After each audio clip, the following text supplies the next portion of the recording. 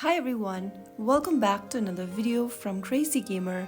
Today in this video I'm going to show you how to turn off annoying notifications from Honkai Star Rail on your mobile device. Whether you are trying to stay focused, save battery or just want some peace while gaming, then follow through the steps. First of all, go ahead and open up the settings application from your mobile device, whether you are using Android or iOS, and then from the settings menu, scroll down and look for notifications and tap on it. Once you open up the notification section, scroll down and look for Honkai Star Rail game and tap on it.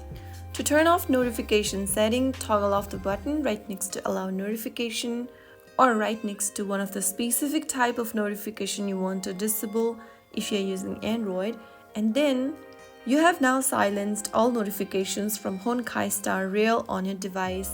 The game also has in-game notification toggles, so if you want to turn that off as well, open up Honkai Star Rail on the mobile device and tap on the mobile icon at the top left. Now from the right hand side menu, click on the gear button. This will open up the settings menu where you'll need to tap on the bell icon on the left hand side. Now, right next to each notification option, tap the drop down and tap on No and click on Confirm. Repeat this step for another notification as well, and this will turn off your in-game notifications as well.